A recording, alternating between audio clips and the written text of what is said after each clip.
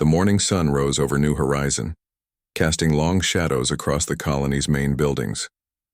Governor Frank Miller stood by the large window in his office, sipping his coffee and watching workers move about the central plaza. 5 years had passed since the first settlers arrived, and the colony was growing well. Almost 10,000 people now called this distant planet home. Miller's communication device buzzed. He answered it with a quick tap. "Governor, we have a situation." The voice belonged to Lieutenant Diane Morris, head of colony security. "What kind of situation?" Miller asked, setting down his coffee. "Our long-range sensors picked up an unknown ship entering the system. It's big, sir, and it's not one of ours." Miller felt his heart beat faster. This was the moment humanity had both hoped for and feared since leaving Earth. First contact with alien life. "Call the council together. I'll be at the command center in 10 minutes, he said. When Miller arrived at the underground command center, screens showed the approaching vessel. It was unlike any human ship, with a strange curved shape that reminded Miller of a giant arrowhead. "It's slowing down," said Diane Morris. She was a tall woman with short red hair and sharp eyes that missed nothing. "And they're sending some kind of signal. Can we understand it?" Miller asked. The communications officer, a young man named Jack Wilson, shook his head. "Not yet, sir. The computer is working on it." 3 tense hours passed. The alien ship took position in orbit around New Horizon, not making any aggressive moves but not leaving either. Finally, the computer decoded enough of the signal to translate. "Attention, human settlement. We are representatives of the Galactic Consortium. We come with peaceful intentions. Please respond." Miller looked at the people around him. They were all looking back, waiting for his decision. "Let's talk to them," he said. The aliens requested a meeting on neutral ground, a flat area 5 miles from the main colony. Miller agreed, but took precautions. Lieutenant Morris assembled a security team of 6 people, all armed but with weapons, hidden. The alien shuttle landed exactly at the agreed time. It was smaller than human shuttles but seemed more advanced, making almost no sound as it touched down. When the door opened, 3 beings stepped out. They looked almost human, but not quite. Their skin had a slight blue tint, their eyes were larger, and they had no hair. They wore what appeared to be formal uniforms in dark colors with strange symbols. "Governor Miller," said the one in front, speaking perfect English. "I am Ambassador Zakitor of the Galactic Consortium. We are pleased to make your acquaintance."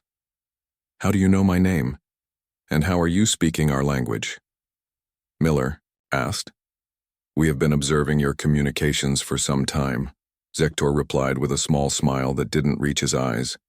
"It is standard procedure when we encounter new species." Lieutenant Morris stepped slightly closer to Miller, her hand near her hidden weapon. "You said you come in peace," Miller said. "We're happy to establish diplomatic relations with your consortium." The aliens exchanged glances. "Indeed," said Zaktor. "The consortium includes over 300 intelligent species across this sector of the galaxy. We maintain order and promote advancement among all member worlds." They talked for nearly an hour. The aliens asked many questions about Earth, human technology, and colony operations.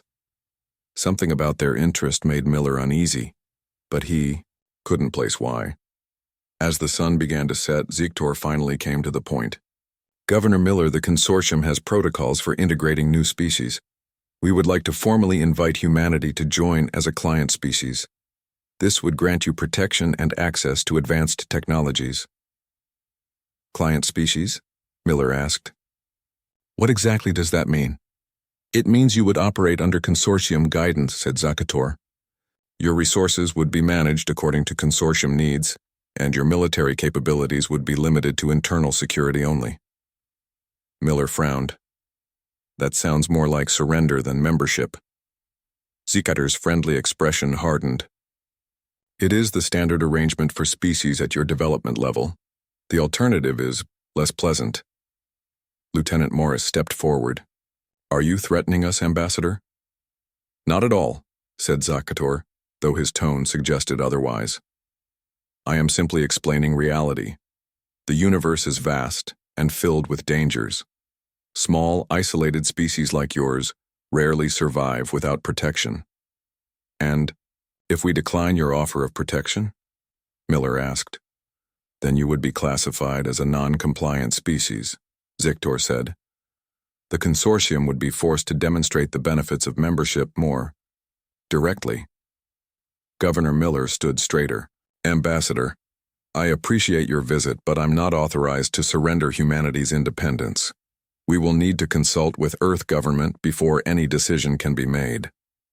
Skitor's eyes narrowed. I see. How disappointing. He turned to his companions and spoke in their language. Quick, sharp sounds the translator couldn't catch. Looking back at Miller, Zector said, You have 14 standard days to reconsider. After that, specialists will be sent to help you understand your position. Good day, Governor. The aliens returned to their shuttle without another word. As they watched it lift off, Lieutenant Morris turned to Miller. Specialists? She asked. Sounds like a threat, Miller said quietly. As soon as they're out of range, send a priority message to Earth Command. Use the quantum communicator. We can't risk them intercepting it. That night, as the colony slept, the alien ship left orbit. But Governor Miller couldn't shake the feeling that something terrible had been set in motion. He stood on the balcony of his home, looking up at the stars, wondering how many of those distant points of light belonged to consortium worlds. In his office, the quantum communicator hummed as it sent an encrypted message across impossible distances. First, contact established with hostile alien coalition calling themselves Galactic Consortium. Threatened military action if we refuse to surrender sovereignty. Request immediate military assistance. Time may be limited. As the message traveled, Lieutenant Morris ordered increased security patrols and began checking the colony's limited defensive capabilities.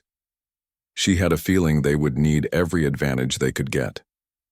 What neither of them knew was that Earth Command would respond in a way the consortium could never anticipate, with specialists of their own. In the dark emptiness of space far from New Horizon, a massive ship floated near a red giant star. The ship looked like a giant metal claw, its surface covered with strange markings and weapons. This was the command vessel of the Crack's Mercenary, Legion, feared fighters known across 3 galactic sectors. Inside the ship, Warlord Drezka stood before a large holographic display. He was over 7 feet tall with gray-green skin and 4 yellow eyes that never seemed to blink. Thick armor covered his body, decorated with trophies from past battles. So the consortium wants us to handle another primitive species, Drezka said, his deep voice echoing in the chamber. Show me what we know about these humans. A smaller alien stepped forward. This was Malk, his chief intelligence officer.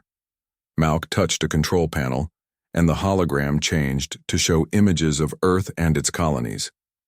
The species calls itself human.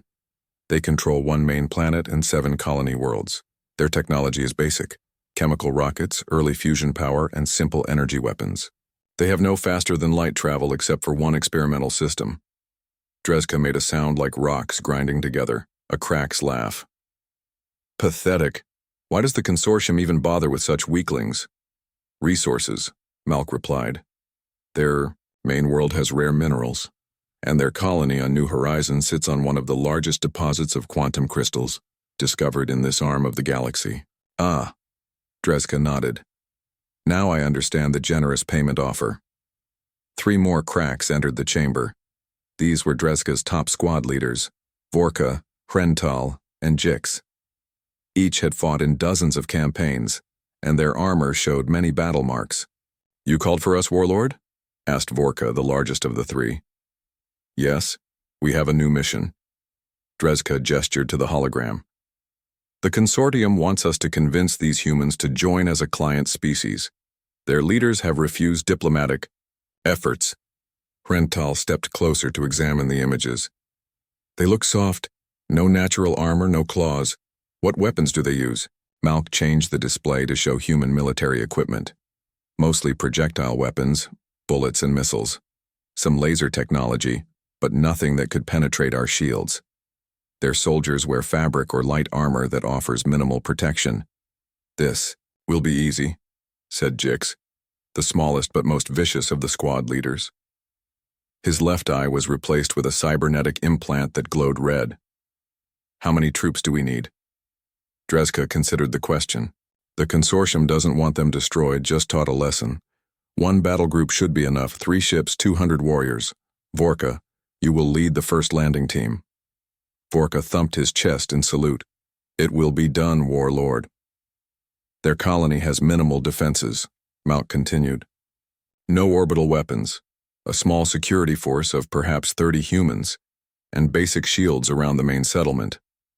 The battle computer in the center of the room lit up with calculations. Numbers and symbols flashed across its surface before displaying a final result. 98.7% chance of success. Prepare your teams, Drezka ordered. We leave in 6 hours. As the others left to ready their troops, Hrental lingered. Warlord, something troubles me. Speak. The payment for this mission is unusually high for such an easy target. The consortium must want these humans very badly. Drezka turned his 4 eyes toward his trusted officer. You think there's something they're not telling us? It would not be the first time, Hrental replied. Drezka considered this. The Crack's mercenary legion had built its reputation on never failing a mission, but they had been deceived by clients before. Double-check our intelligence, Drezka finally said, and tell Vorka to take extra precautions during the first landing. In the hours that followed, the massive Crack's ship hummed with activity. Warriors checked their weapons and armor. Engineers prepared dropships for planetary assault.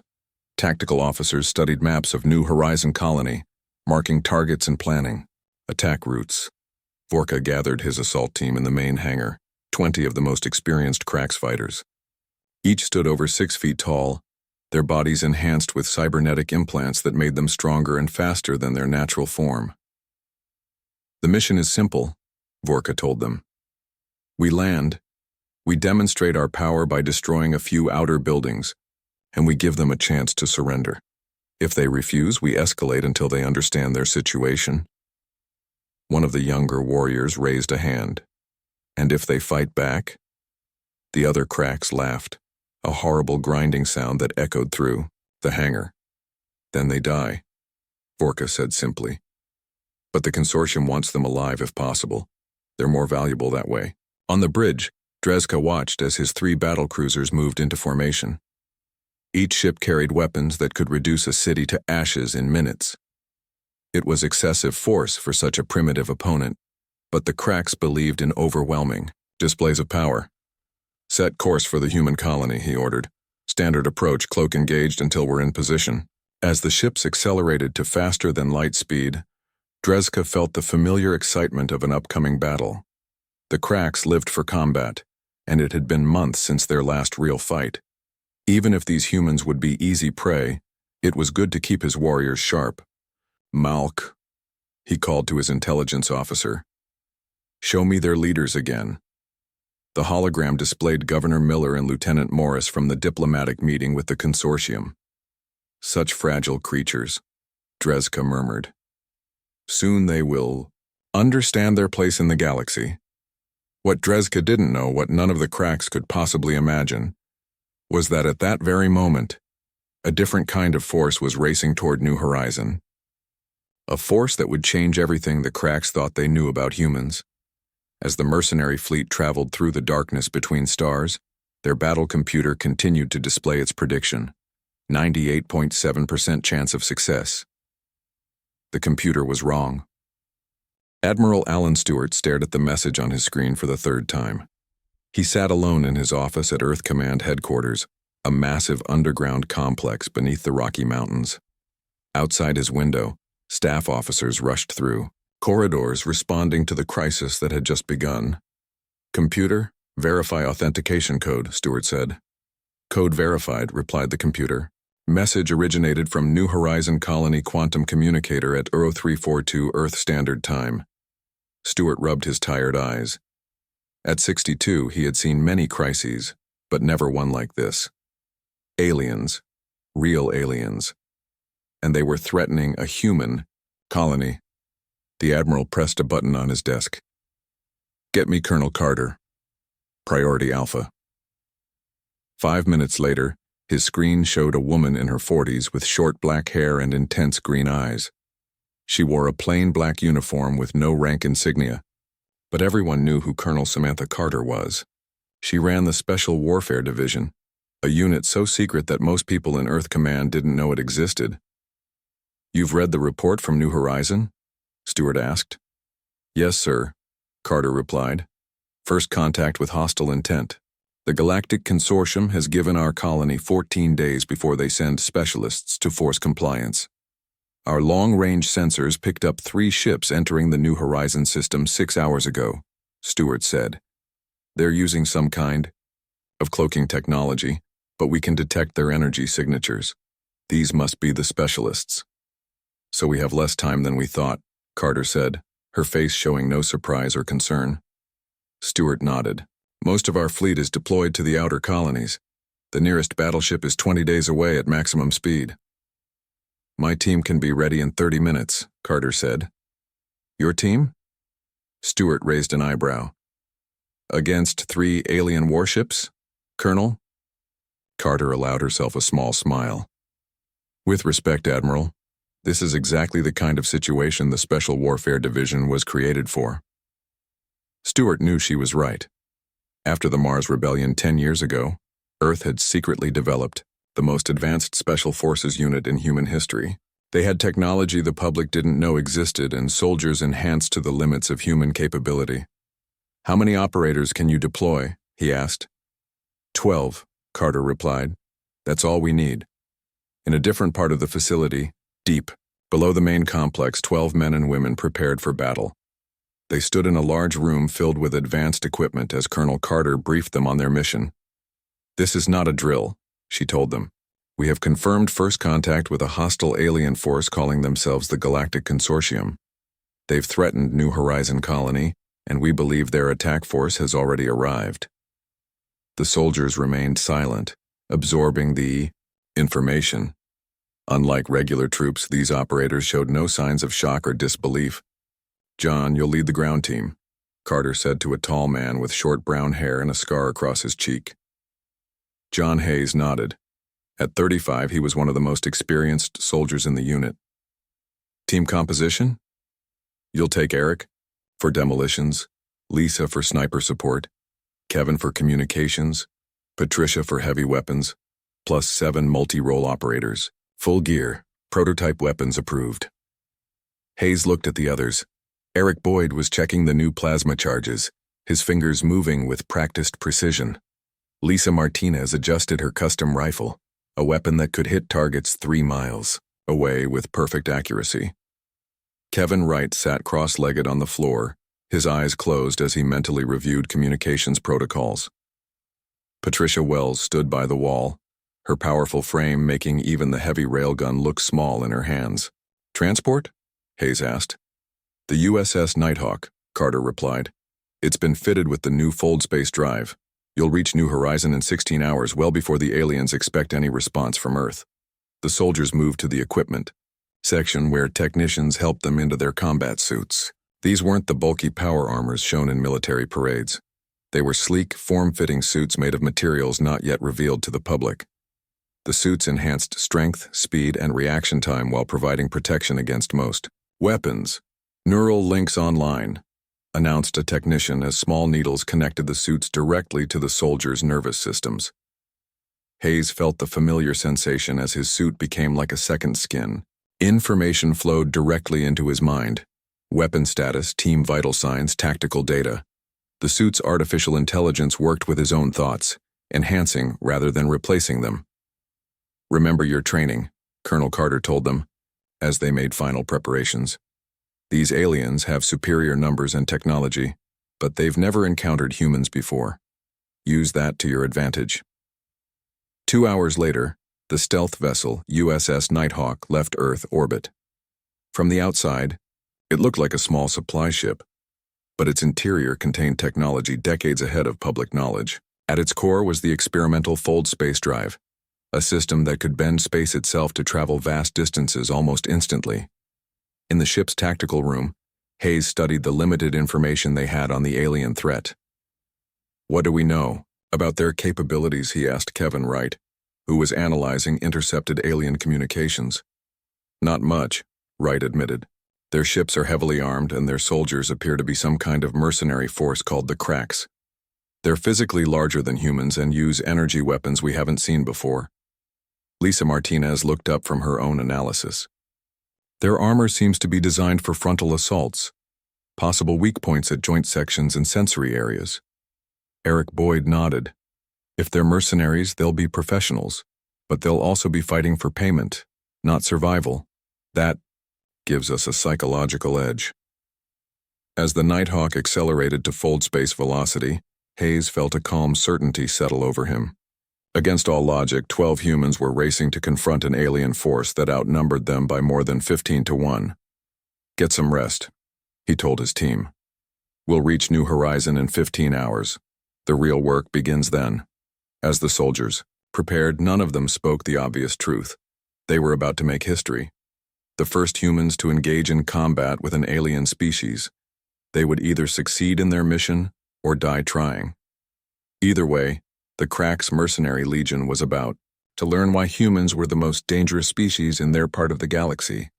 The 3 Cracks warships appeared above New Horizon Colony like giant shadows blocking the stars. Their dark metal hulls absorbed light rather than reflected it, making them look like holes in the night sky. In the colony's command center, Lieutenant Diane Morris watched the alien ships on the main screen. Next to her, Governor Miller's face was grim. They're earlier than the 14 days they promised, Miller said quietly. Aliens who threaten us aren't likely to keep their word, Morris replied. The communication system crackled and a harsh voice filled the room. Attention, human settlement. This is Warlord Drezka of the Cracks Mercenary Legion, operating under authority of the Galactic Consortium. You have 6 hours to prepare for surrender. To demonstrate our power, we will now destroy several of your outer facilities. Beams of bright green energy shot from the smallest warship, striking an automated mining station 10 miles from the main colony. The building exploded in a flash of light and smoke. 2 more beams hit weather monitoring stations on distant hills. Governor Miller watched with clenched fists. They're playing with us. Sir, called a sensor operator. I'm detecting a small ship approaching from the far side of the planet. It's one of ours. Miller rushed to the console. That's impossible. We don't have any ships in the system.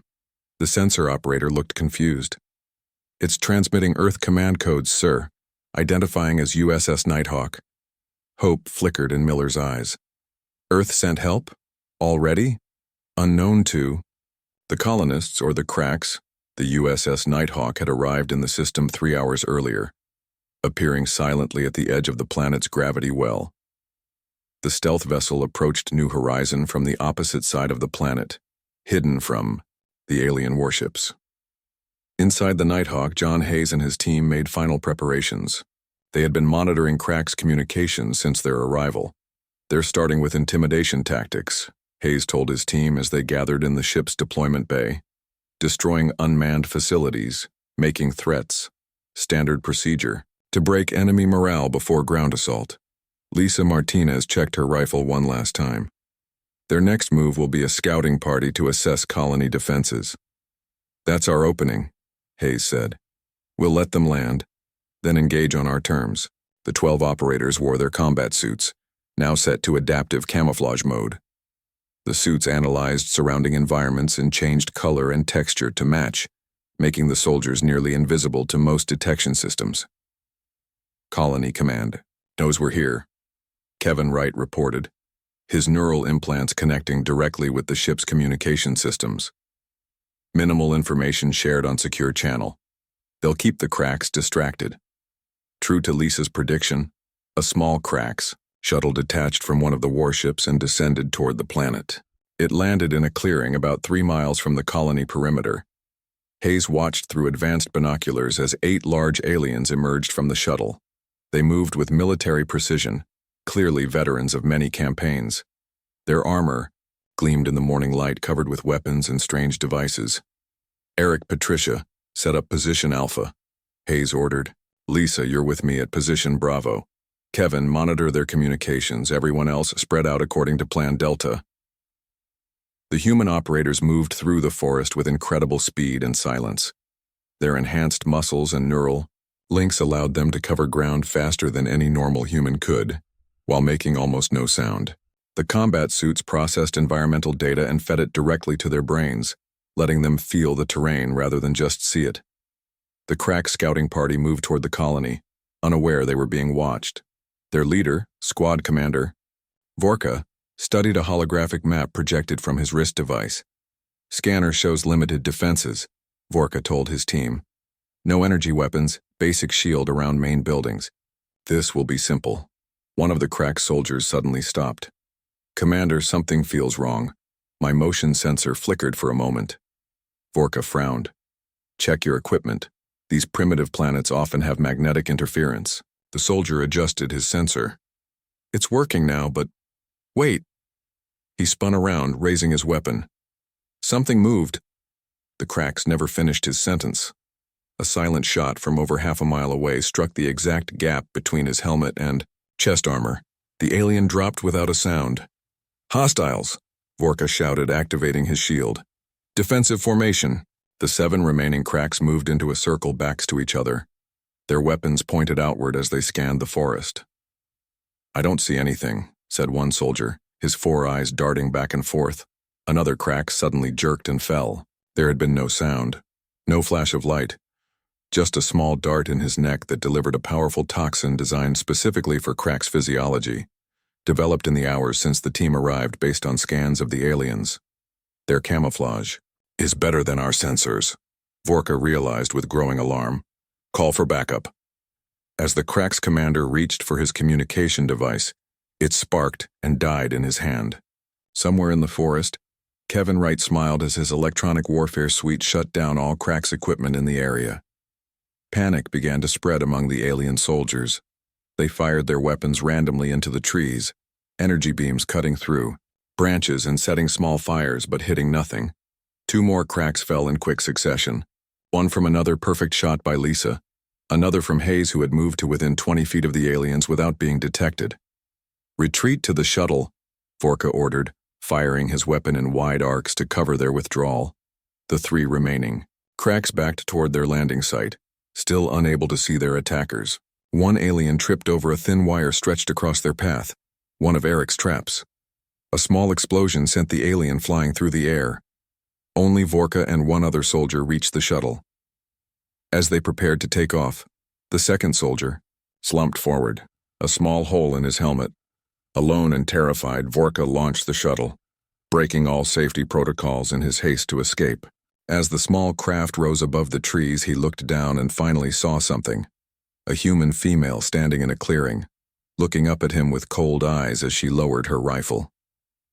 For the first time in his long career as a mercenary, Squad Commander Vorka felt true fear. Warlord Drezka slammed his fist against the control panel, leaving a dent in the metal. His 4 eyes glared at Vorka, who stood trembling before him on the command bridge of the main warship. 7 elite warriors lost to a handful of humans? Drezka growled. Explain yourself. They were not normal humans, Vorka said, his voice shaking. They moved faster than our sensors could track.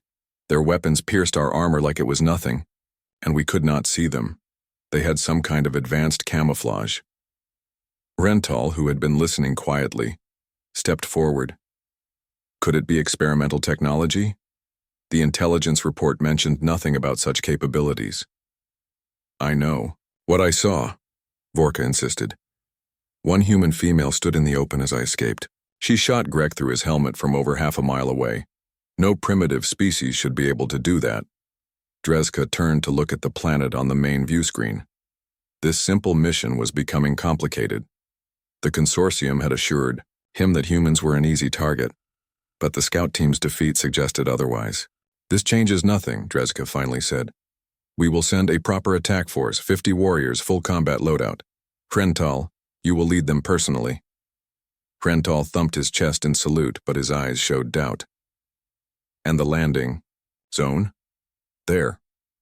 Drezka pointed to a narrow valley leading to the colony. Their defenses are weaker there. The terrain will channel them if they try to flee. 2 hours later, 5 crack shuttles descended toward New Horizon. Inside the lead shuttle, Rental addressed his warriors. "We face an unusual enemy," he told them. "They are more skilled than expected. Stay in tight formation and watch each other's backs." The shuttles landed in the valley, and 50 heavily armed Cracks mercenaries deployed in attack formation. They advanced slowly, scanning every rock and tree. What they didn't know was that Eric Boyd had spent the previous hour planting special mines throughout the valley. As the Cracks reached the center of the valley, Boyd pressed a small detonator. The ground erupted beneath the alien formation. Unlike normal explosives, these mines released targeted electromagnetic pulses designed specifically to disrupt Cracks technology. Shields failed, communications died, and targeting systems went dark. "Ambush!" Rental shouted as chaos erupted around him. From concealed positions on both sides of the valley, the human special forces launched their attack.